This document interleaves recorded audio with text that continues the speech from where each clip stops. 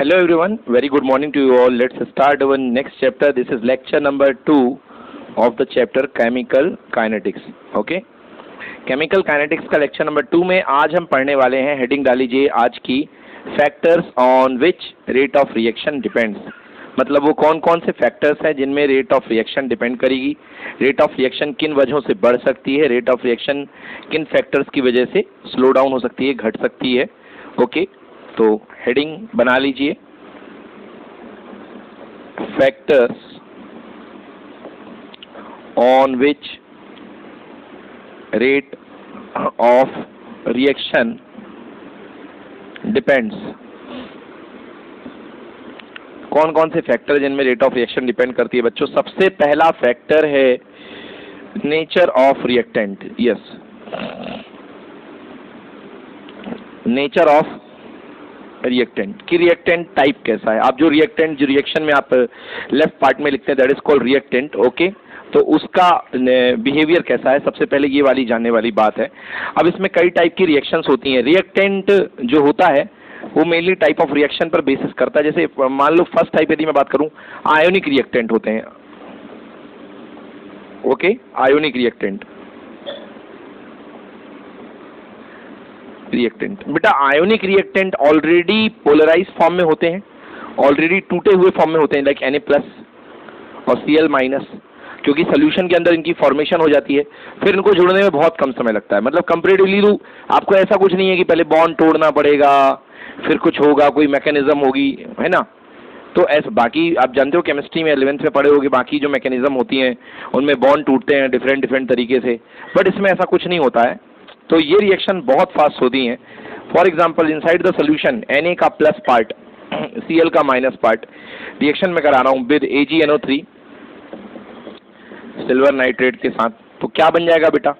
आपके पास बन जाएगा AgCl, व्हाइट कलर का प्रेसिपिटेट होगा। ओके, जाके डिपॉजिट हो जाएगा तल्ले पे, AgCl एंड साथ में सोडियम नाइट्रेट NaNO3। तो बेटा ये रिएक्शन बहुत ही फास्ट हुआ करती हैं। सो rate of reaction is high, लिख लो ROR, rate of reaction is very high, very high. तो ये मेरे कहने का मतलब ही वेरी हाई क्यों ही? Because of reactant. यहां पे जो आयनिक रिएक्टेंट थे इनकी वजह से ये रिएक्शन बहुत हाई हो गई है। Okay, very high. अब इसके दूसरा देखते हैं, आयोनिक बॉन्ड तो देख लिया अपन ने, अब देखते हैं जिसमें कोवेलेंट बॉन्ड ब्रेक होते हैं। तो लिखिए नेचर ऑफ रिएक्टेंट में पहला देख लिया अपन ने आयनिक रिएक्टेंट, सेकेंड देखते हैं कोवेलेंट रिएक्टेंट। तो पहला पार्ट ए देख लिया अपन ने आयोनिक रिएक्टेंट, देख लिया अपन ने। ओके, सेकेंड देख रहे हैं बेटा कोवेलेंट रिएक्टेंट, कोवेलेंट रिएक्टेंट। तो कोवेलेंट रिएक्टेंट के आने से किस तरीके से रेट ऑफ रिएक्शन बदलती है ये समझो। एक typical reaction N2 + 3H2, double sided नहीं ले रहा हूं मैं, ओनली इरिवर्सिबल ले रहा हूं क्योंकि मोटिव यहां पे मेरे को रिएक्शन की फॉरवर्ड रेट को देखना है। 2NH3 अमोनिया फॉर्म हो गई हैबर प्रोसेस से, सो दिस इज 2NH3। यदि इसको देखोगे so what is this? N nitrogen, N triple bond N, and structure of hydrogen is H bond H, 3 molecules are there of hydrogen. Okay, so अब ये जो reaction है इसमें क्या होता है, ये जो बॉन्ड आपको दिख रहे हैं ये बॉन्ड ब्रेक होते हैं। Okay, so old bond breaks, bond break कौन से वाले? पुराने वाले। और NH3 जो बनता है यहाँ पे nitrogen, okay H, yes this is NH3, तो न्यू बॉन्ड फॉर्म्ड, नए बॉन्ड बनते हैं, and in between some time is taken here, some time required, या so some time is required. मतलब इस रिएक्शन में थोड़ा सा आपको टाइम लगेगा। Okay, so rate of reaction इसकी क्या होगी बेटा? लो, एकदम से नहीं हो जाएगी, थोड़ा टाइम लेगी। सो रेट ऑफ रिएक्शन पिछले वाली की क्या थी? वेरी हाई थी।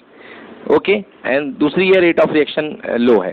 तीसरा टाइप पढ़ते हैं बेटा, तो दूसरा हो गया, समझ में आ गया? मैं रफ कर देता हूं इसको, एग्जाम्पल को रफ कर दिया। तीसरा टाइप है अगर आपके रिएक्टेंट होमोजीनियस है और हेट्रोजीनियस है। तो भाई अगर one side you have homogeneous reactant, but second side you can have heterogeneous reactant. Reactant.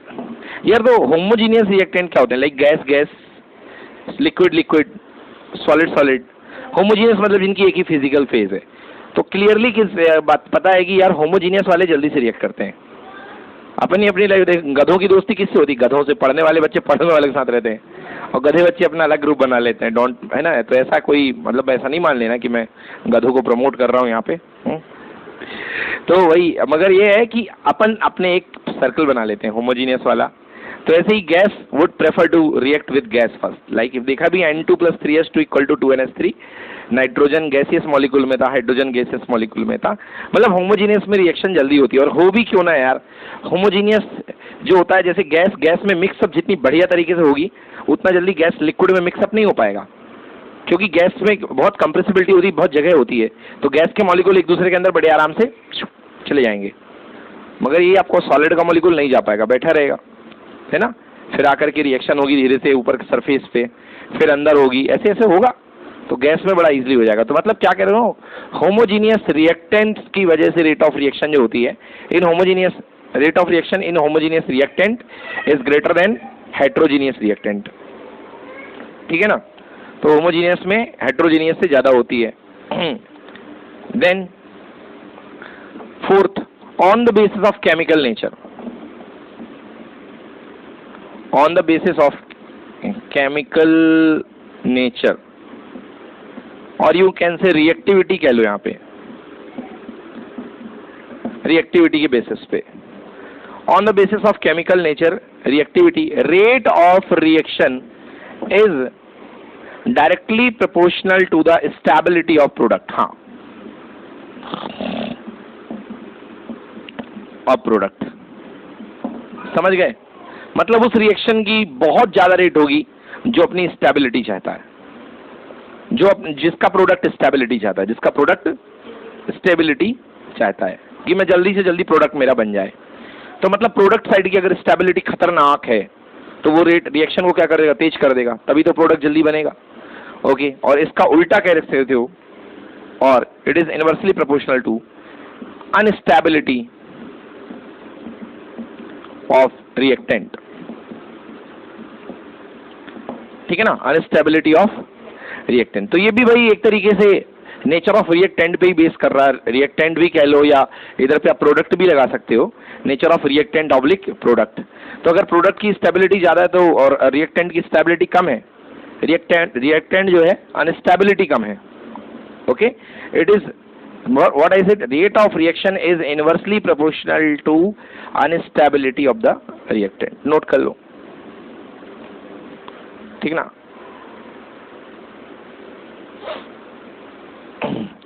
Note कर लीजिए, कुछ गड़बड़ लग रहा है। स्टेबिलिटी ऑफ द प्रोडक्ट होगा और यहाँ पे stability of the reactant. Yes, वही मेरे को कंफ्यूज हो रहा था मैं। यस, क्या बोल रहा हूं मैं? रिएक्टेंट जितना कम स्टेबल होगा, ये देख लो ऐसे, रिएक्टेंट जितना कम स्टेबल होगा, कम स्टेबल होगा मतलब बिल्कुल रुका ही नहीं है, स्टेबल है ही नहीं है, मतलब तुरंत रिएक्शन कर दो। जो कम स्टेबल होता है मतलब वो रिएक्ट करता रहता है, मतलब हाईली रिएक्टिव है। तो जितना कम स्टेबल होगा रेट ऑफ रिएक्शन क्या होगी? उतनी फास्ट होगी। समझ गए ना भाई? एक अच्छी रिएक्शन के लिए क्या चाहते हो आप? ए और बी। तो आप चाहते हो कि ये स्टेबल हो, तभी तो ये जल्दी ये बनना चाहेगा। और ये कैसा हो? कम स्टेबल। समझे ना? ये कैसा हो? कम स्टेबल। तो ये जितना स्टेबिलिटी इसकी कम होगी रिएक्टेंट की, उतनी प्रोडक्ट साइड की रिएक्टिविटी क्या होगी? मतलब हाँ, प्रोडक्ट साइड की स्टेबिलिटी बढ़ेगी। समझ गया ना? और रेट ऑफ रिएक्शन क्या होगी? बढ़ेगी। बच्चों थोड़ा सा कंफ्यूजन यहाँ पे हो गया, उसको सुधार लेना। मैंने क्या कहा? यहाँ अनस्टेबिलिटी नहीं था, ये स्टेबिलिटी था। समझ गया ना? स्टेबिलिटी रिएक्टेंट की जितनी ज्यादा होगी रेट ऑफ रिएक्शन उतनी कम होगी, और स्टेबिलिटी जितनी कम होगी रेट ऑफ रिएक्शन उतनी ज्यादा होगी। मैं किसकी बात कर रहा हूँ? रिएक्टेंट की। और प्रोडक्ट की स्टेबिलिटी जितनी ज्यादा होगी रेट ऑफ रिएक्शन उतनी हाई होगी, और प्रोडक्ट की स्टेबिलिटी जितनी कम होगी रेट ऑफ रिएक्शन उतनी लो होगी। समझ में आ गया ना? तो यार ऐसे कई क्राइटेरिया आप कर सकते हो और कई भी बेसिस बन सकते हैं कि टाइप ऑफ रिएक्टेंट के आधार पे। ओके, एक एग्जांपल मैं आपको दिखा देता हूँ। एक बहुत बढ़िया एग्जांपल आता है ये वाला, रेट ऑफ स्टेबिलिटी प्रोडक्ट और स्टेबिलिटी ऑफ रिएक्टेंट को लेकर के एक एग्जांपल आता है, वो देख लो आप लोग।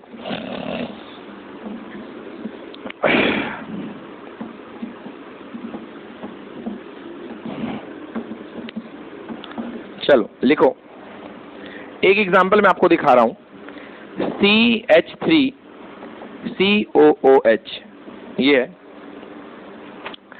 तो पहली रेट ऑफ रिएक्शन में इसका आयनाइजेशन देख रहे हो, इसकी मान लो रेट ऑफ रिएक्शन फर्स्ट मान लो, तो ये क्या है बेटा, CH3COO, बॉन्ड बन गया। ये कैसा बनेगा, CH3COO, ये बनेगा माइनस और ये बनेगा H प्लस।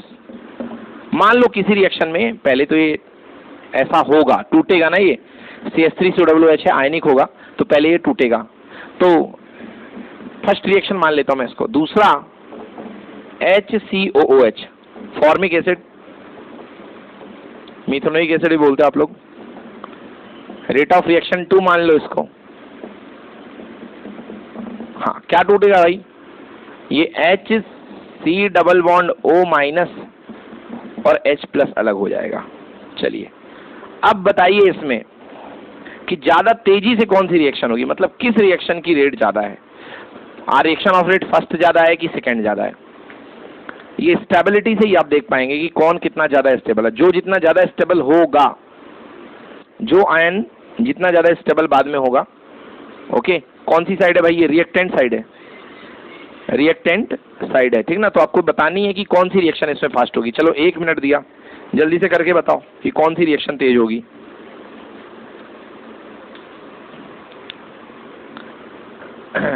चलिए, आपने कहा सेकेंड रिएक्शन तेज होगी। देखते हैं बेटा, दो चीजें अपने पास, CH3COO और HCO, ये प्रोडक्ट साइड है, ये रिएक्टेंट साइड है। अपन दोनों प्रोडक्ट साइड की लोग बात कर रहे हैं। किसकी बात कर रहे हैं, प्रोडक्ट साइड को। बेटा HCOO माइनस आयन और CH3COO माइनस आयन में देखो क्या होता है। ये जो CH3 है मेथिल ग्रुप, इसका होता है प्लस आई इंडक्टिव इफेक्ट। इंडक्टिव इफेक्ट बहुत बढ़िया दिखाता है, प्लस आई इंडक्टिव इफेक्ट। प्लस आई इंडक्टिव इफेक्ट का मतलब क्या होता है, इलेक्ट्रॉन्स को धकेलता है। क्या करता है, इलेक्ट्रॉन्स को धकेलता है खुद की तरफ से, अपने मतलब जिसके इलेक्ट्रॉन्स को आगे की तरफ पुश करता है ये। अब इसके पास ऑलरेडी इलेक्ट्रॉन तो है, भरा हुआ है, इसका पेट ऑलरेडी भरा हुआ है, और तुम इसको खुद से इलेक्ट्रॉन दे रहे हो। ये और इलेक्ट्रॉन, इसको पार्शियली इलेक्ट्रॉन भेजते जा रहे हो कि कुछ और खा लो। तो बताओ ये स्टेबल होता जाएगा कि अनस्टेबल होता जाएगा, ये अनस्टेबल होता जाएगा। और H का तो कोई इफेक्ट नहीं होता है, ना इसका प्लस आई इफेक्ट होता है ना माइनस आई इफेक्ट होता है, मतलब जितना है उतना ही रहे। तो कंपैरेटिवली इसके कंपैरिजन में ये वाला क्या हो गया बेटा, स्टेबल हो गया। तो भाई ये वाली स्पीशीज जो बन रही है वो स्पेशल स्टेबल फॉर्म हो रही है, और ये वाली स्पीशीज जो बन रही है ये लेस स्टेबल फॉर्म हो रही है। तो जल्दी से कौन बनेगी, स्टेबल वाली। जल्दी से कौन सी बनेगी, स्टेबल वाली। तो बताइए किसकी रेट ऑफ रिएक्शन ज्यादा हुई, फर्स्ट की कि सेकंड की। यस, तो सेकंड इक्वेशन, सेकंड रिएक्शन जो है उसकी रेट ऑफ रिएक्शन ज्यादा होगी। तो आप लिख सकते हो rate of reaction of second equation is greater than rate of reaction of first equation. Note कर लो, rate of reaction of second equation is greater than rate of reaction of first equation. आ गया समझ में। चलो अब दूसरा, ये तो हो गया नेचर ऑफ रिएक्टेंट की, रिएक्टेंट कैसा होगा, आयनिक वाला हो, कोवेलेंट वाला हो, होमोजीनियस हो, स्टेबल हो, अनस्टेबल हो, टाइप ऑफ केमिकल बिहेवियर पे हमने डिस्कस कर लिया। अब दूसरे फैक्टर पे आ जाओ बेटा। दूसरे फैक्टर पे है physical state of reactant. Point number 2 बना लो। रिएक्टिविटी जो होती है, रेट ऑफ रिएक्शन जो होती है, क्या पढ़ रहे हैं, रेट ऑफ रिएक्शन के फैक्टर पढ़ रहे हैं, किन पर डिपेंड कर रही है, ये डिपेंड करती है on physical state of reactant. यार खुद सोच करके बताओ कि रिएक्टेंट की किस फिजिकल स्टेट होने पर, क्या होने पर रेट ऑफ रिएक्शन को सबसे ज्यादा सपोर्ट मिलेगा, गैसेस में, लिक्विड में या सॉलिड में। सबसे ज्यादा किस फॉर्म में रेट ऑफ रिएक्शन हो सकती है, सिंपल है, गैस में, बिल्कुल सही। तो सबसे ज्यादा रेट ऑफ रिएक्शन जो होती है रिएक्टेंट की गैसेस फेज में होती है, उसके बाद लिक्विड, उसके बाद सॉलिड। नोट कर लो बच्चों, ये हो गया पहले। दूसरा पॉइंट हो गया रिएक्टेंट।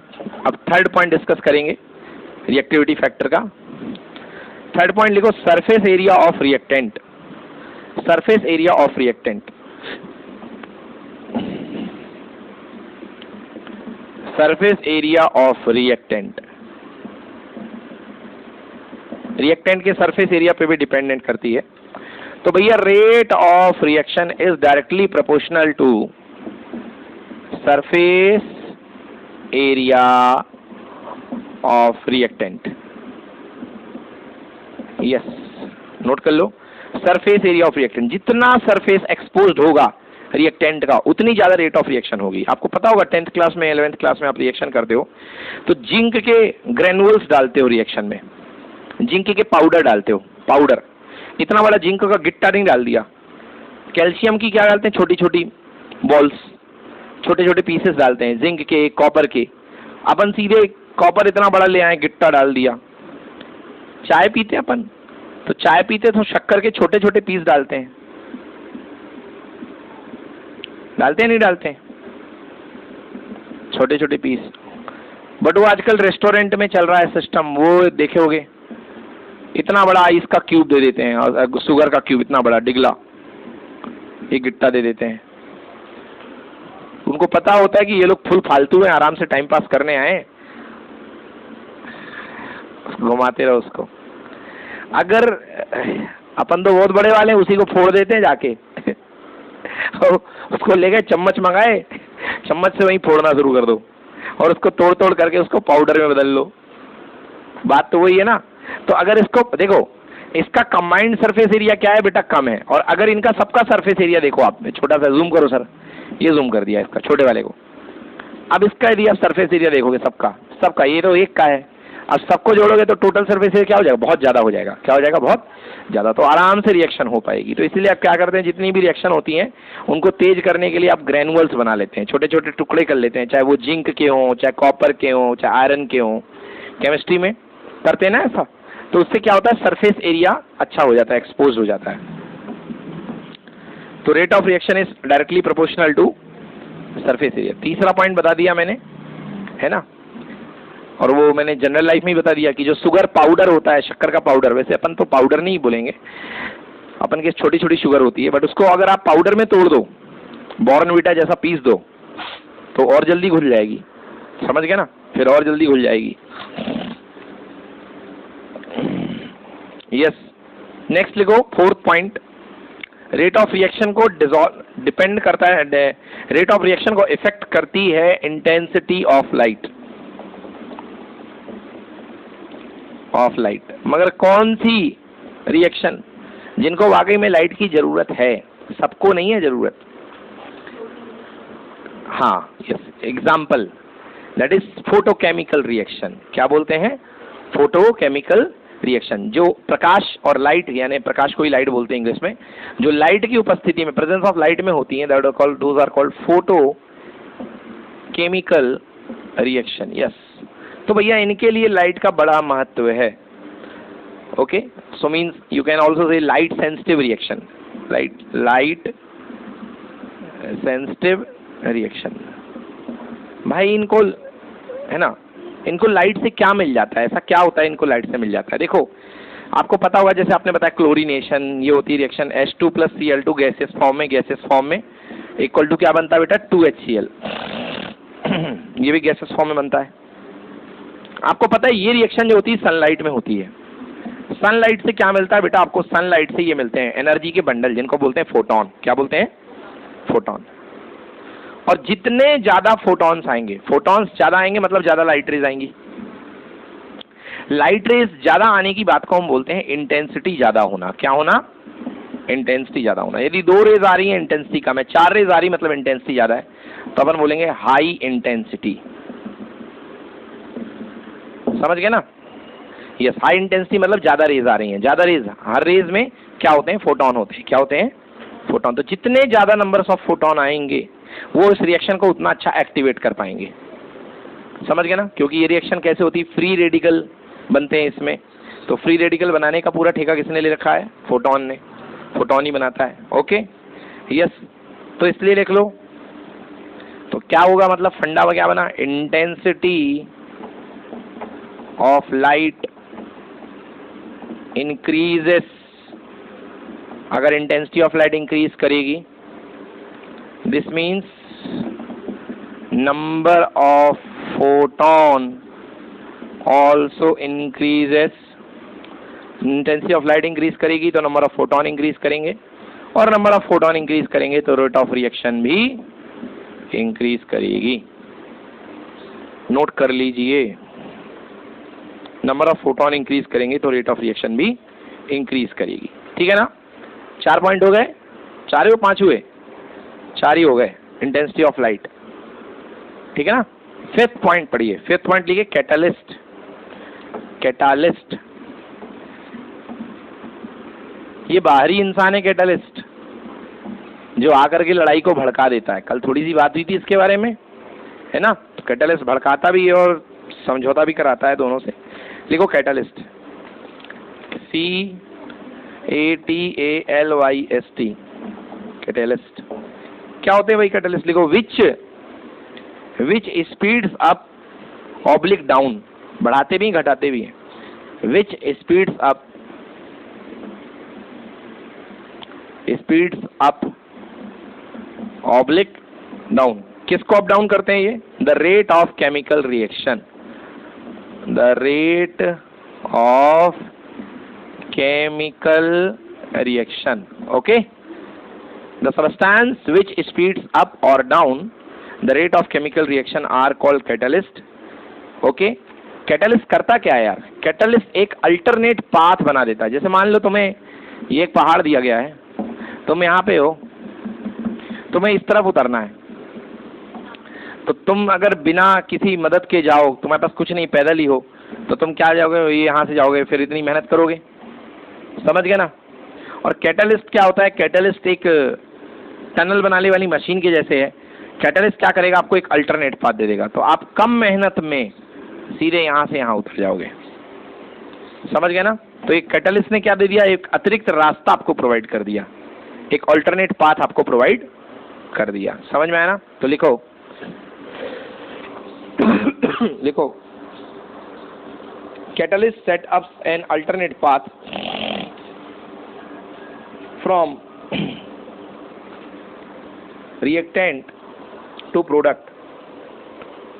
Catalyst sets up, बना देता है an alternate path from reactant to product with lower activation energy, with lower activation energy. एक अच्छा कंसेप्ट आ रहा बच्चों, एक्टिवेशन एनर्जी। किसी को एक्टिवेट करने वाली एनर्जी जो होती है, लोअर एक्टिवेशन एनर्जी। चलिए इसको ग्राफ से समझेंगे बेटा, क्या होती है लोअर एक्टिवेशन एनर्जी। यहां बनाइए, इस एक्सिस में बनाइए एनर्जी। ठीक है ना? अब देखिए आपके पास, मैं आपको 2 रिएक्शन दिखा रहा हूं, मैं आपको 2 रिएक्शन दिखा रहा हूं। यहां टाइम, ये ए था और ये प्रोडक्ट बन गया यहाँ पे बी, प्रोडक्ट बन गया बी। ए से बी पे आपको जाना है, बी थोड़ा ऊपर ले लो, क्योंकि नॉर्मली प्रोडक्ट की एक्टिवेशन एनर्जी होती है, रिएक्टेंट से थोड़ी ज्यादा होती है ना? रिएक्टेंट की एक्टिवेशन एनर्जी मतलब रिएक्टेंट की खुद की एनर्जी लेवल कम होता है। अब देखो बेटा, अगर आप कोई कैटालिस्ट इस्तेमाल नहीं कर रहे थे तो ए से बी जाने का एनर्जी का कर्व ऐसा आ रहा था आपका। ये देखिए, ए से बी जाने का आपका एनर्जी का कर्व ऐसा आ रहा था। ये जो एनर्जी कहलाती है बेटा, ये कहलाती है, ये जो है, ये ऑर्डिनरी मतलब बिना कैटालिस्ट के क्या कहलाएगी? ये एक्टिवेशन एनर्जी।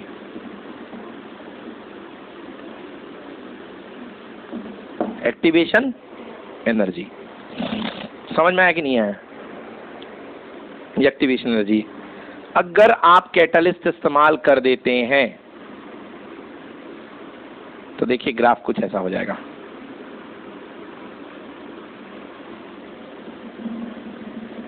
समझ में आया? अब देखो एक्टिवेशन एनर्जी जंप कर भड़ाम से गिर गई नीचे। तो ये क्या है बेटा? Activation energy when catalyst is used. Activation energy with catalyst. समझ में आया? तो ये हो गई activation energy with catalyst. Clear है? तो क्लियर हो रहा है कि एक्टिवेशन एनर्जी क्या कर देता है, कम कर देता है। क्या कर देता है, कम, रिक्वायरमेंट ही कम कर दी उसकी, तो रिएक्शन जल्दी हो जाएगी, है ना। चलिए, कम एनर्जी में भी एक्टिवेशन एनर्जी में रिएक्शन हो जाएगी, ए से बी बन जाएगा। तो ये ग्राफ बना लो कैटालिस्ट के लिए। अब एक एग्जांपल मैं आपको बताता हूँ, देखो एग्जांपल बहुत फेमस एग्जांपल है।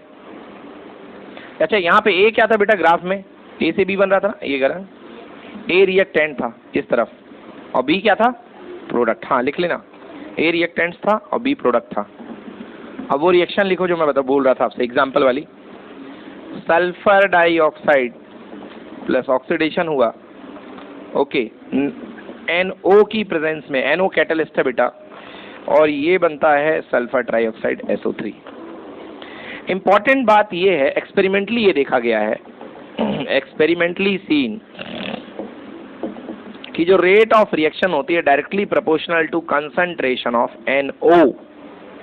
जो रेट ऑफ रिएक्शन होती है वो कंसंट्रेशन ऑफ NO की प्रोपोर्शनल होती है। मतलब जितना आज ज्यादा आप NO दोगे उतनी ज्यादा रेट ऑफ रिएक्शन होगी।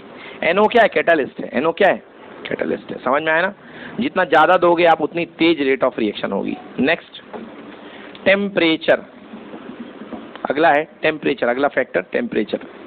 बच्चों लाइट कम हो रही थोड़ी सी, वेदर, तो मैं लाइट बढ़ा लूं, बढ़ा ली। चलिए, नेक्स्ट फैक्टर है temperature. Sixth factor temperature.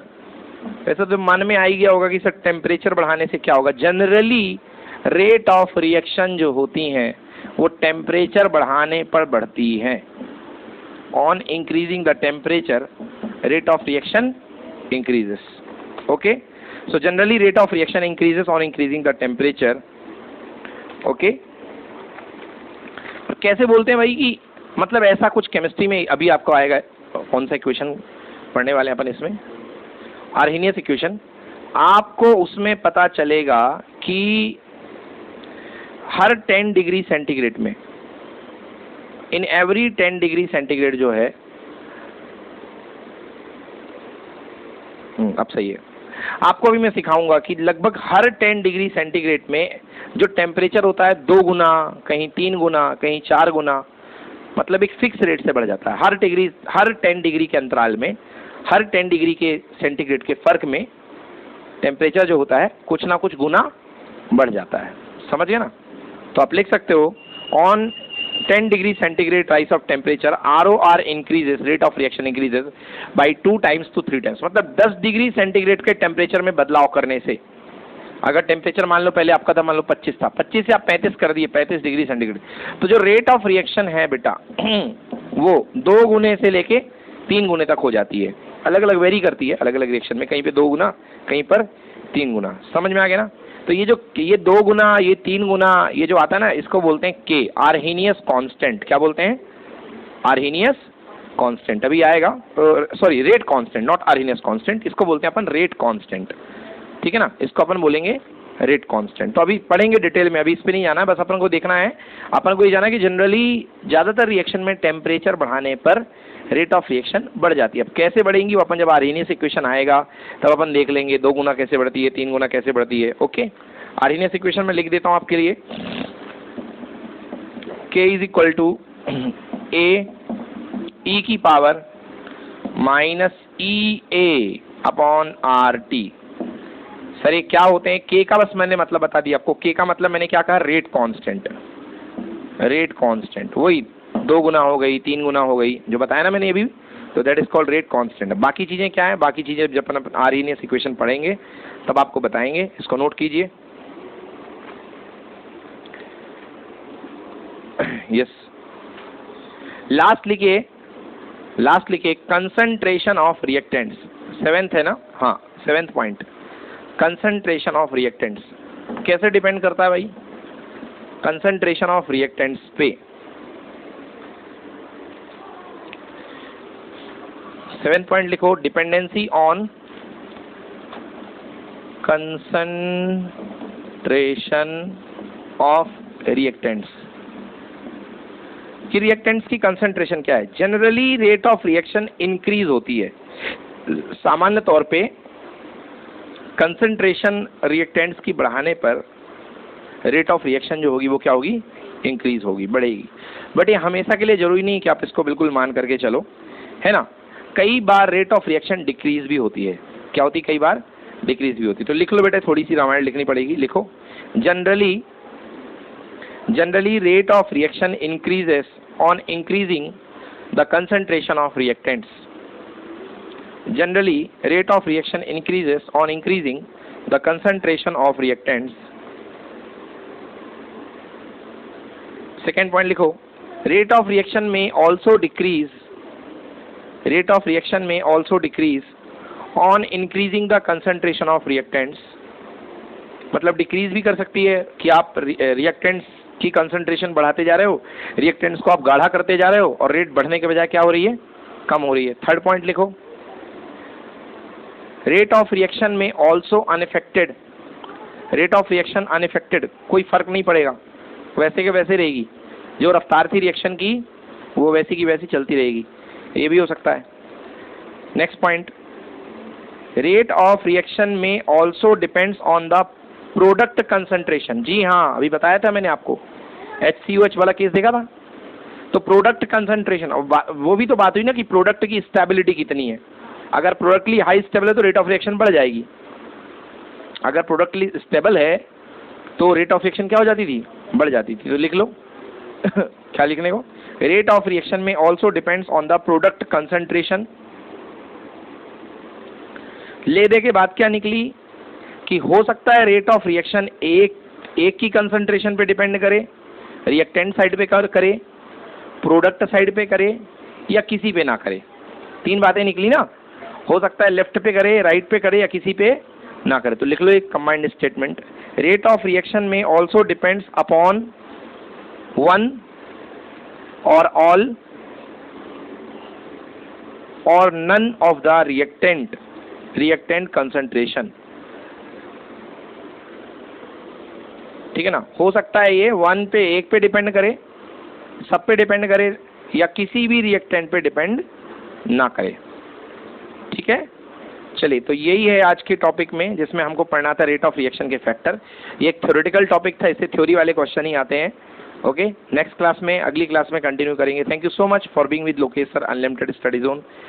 Okay, have a good day, study करते रहिए, नमस्कार।